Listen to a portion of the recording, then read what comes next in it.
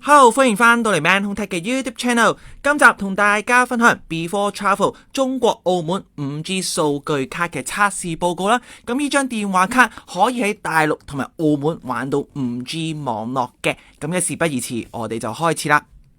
第一步先介紹 Before Travel 中國澳門上網卡嘅基本資料。咁目前就提供5款選擇，日數就涵蓋咗2日、3日、8日同埋年卡，即係365日。咁大家就可以因應住你嘅需要啦，選擇翻合適嘅日數。咁呢張卡啦，就香港 IP 嚟上網嘅。咁另外佢就係一張純數據卡啦，咁所以就唔提供電話號碼，而且都唔支援通話同埋短信服務。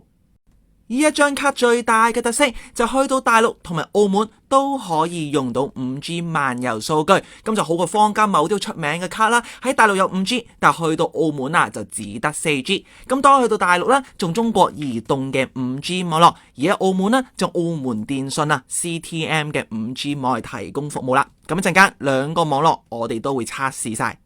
今集測試報告由我同 YC 各自去做，用咗2張卡，然後將所有 data combine 做今集嘅。先講中國移動嘅 5G 網絡就分做2部分，第一部分由 YC 親自去到深圳測試，咁陣間就會公布數據啦。第二部分就我喺港珠澳大橋上面測嘅，而第二個環節就澳門嘅測速啦，就 CTMG， 咁陣間放到最後你就會見到噶。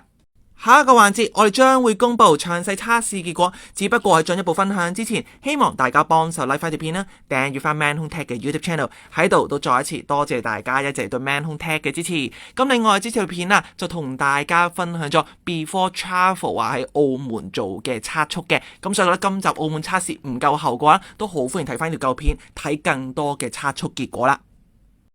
今集測試嘅電話卡由網店 Ananda 贊助，咁大家嚟緊會去旅行需要買電話卡嘅話，都可以用翻呢個嘅優惠碼。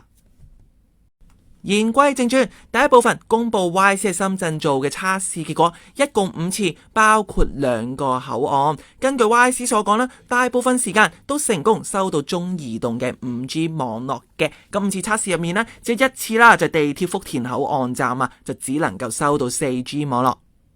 然後睇睇測試數據，5次測試有3次下載速度錄得100 Mbps 以上嘅，咁當中有2次甚至拎到160 Mbps 以上，都係幾唔錯嘅成績啦。咁最差嘅2次都有50幾 Mbps 嘅下載速度。咁細心朋友就會見到，去到地鐵站個網絡表現就爭咁少少啦。至於上載速度5次測試入面有4次係拎到雙位數㗎，甚至有2次係可以做到60 Mbps 以上嘅上載速度，都係幾唔錯嘅水平。咁但係一陣間港珠澳大橋上載速度可以去得更高。最尾就試驗啦，咁大家就見到啦，就係71至到85 ms 嘅水平啦。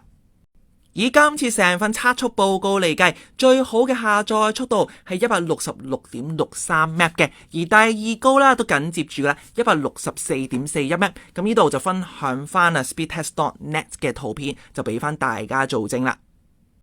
第二部分港珠澳大橋，咁坐過金巴過大海朋友都會知道咁中間一個路段係會收大陸網絡嘅，咁所以今次張卡就可以喺個路段用到中國移動嘅 5G。咁一共就做咗5次測速啦，咁有啲就係去程，有啲就係回程嘅。咁大家見到下載速度非常之靚仔噶，5次全部都係拎到3位數。咁最佳成績就151 Mbps 嘅下載速度，最差慢極都有106 Mbps 嘅。咁相信速度都可以俾車程上面滿足到大部分嘅使用睇片都冇問題嘅。咁只不過提醒翻大家，數據用量有限就唔好去程時候就煲片就煲晒啲數據用量，去到澳門限速就好尷尬噶啦。而上載速度都幾唔錯噶，咁最快嗰次係可以去到102 Mbps 嘅上載，咁呢個位都要俾個 like 嘅。咁去到最差上載速度都有 8.81 Mbps。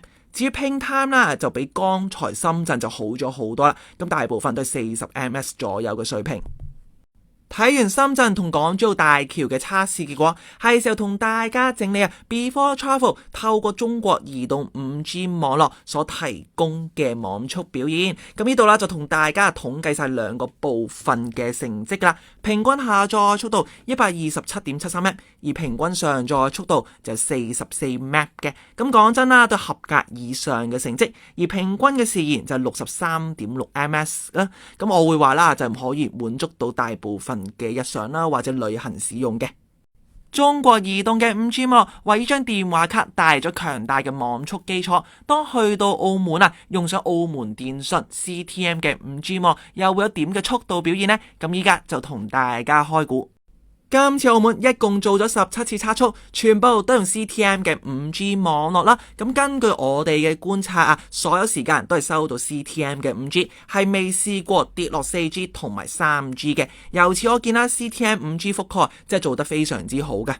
17次測試，不如分做3個版面啦，就方便大家去睇嘅。咁第一個畫面就先同大家分享輕軌站。咁今次係測試咗6個輕軌站嘅，咁全部都列車上面停站喺月台做嘅。咁大家見到6次測試啦，有2次下載速度係能夠突破100Mbps 以上嘅。咁分別係馬國站啦，同埋路氹西站。咁而最差嘅成績就排角站，只有 18.1Mbps 嘅下載速度。咁而上載表現都係幾好嘅，咁全部都拎到雙位數，最佳嘅上載成績就 49.6Mbps， 就路氹西站啦。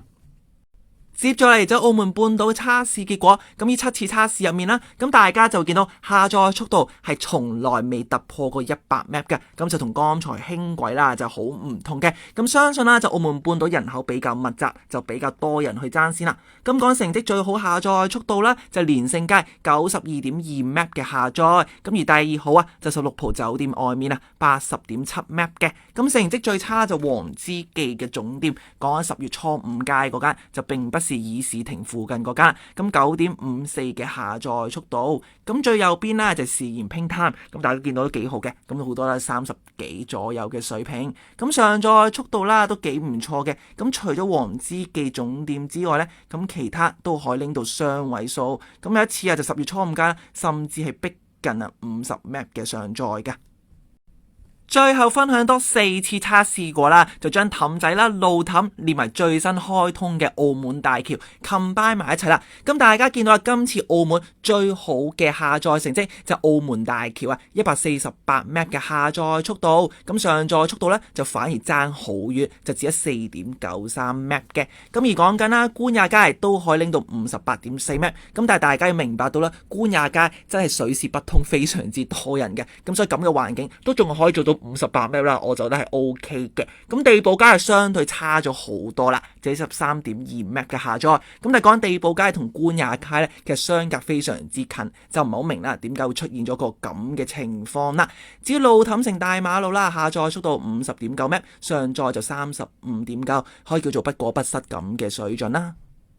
好啦，睇晒澳門一共17次嘅測試結果啦，咁係時候同大家做澳門嘅數據統計。咁平均下載速度 64.39Mbps， 平均上載速度 26.06Mbps 嘅。咁同剛才中國移動 5G 嘅漫遊數據比較啦，咁大家就見到平均速度差非常之遠嘅。咁尤其是下載速度啦，都好明顯嘅距離。一個澳門啦，差咗17次只有3次下載係可以拎到 100Mbps 以上嘅下載成績啦。咁但係剛才喺大陸就好輕鬆就做到 100Mbps 以上嘅，咁所以都好大嘅 difference 啦。咁希望營運商都可以改善翻喺澳門嗰邊嘅下載表現啦，令佢更加貼近中國移動 5G 嘅水準啦。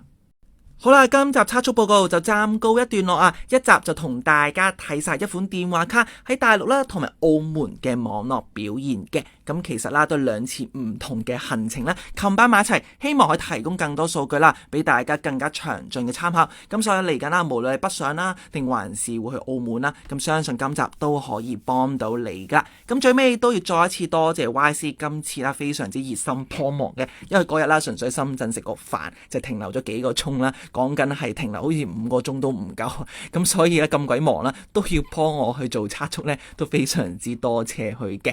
好啦，咁最尾咁都好多謝大家收睇啦，希望大家幫手 like 翻條片啦，訂閱翻 Man Home Tech 嘅 YouTube channel。咁最後都再一次分享翻網店 Anlander 嘅優惠碼啦。咁嚟緊啦，需要買電話卡去旅行啦，又或者需要買本地嘅儲值卡、年卡，又或者係增值券嘅話，都可以去 Anlander 嗰邊望一望啦。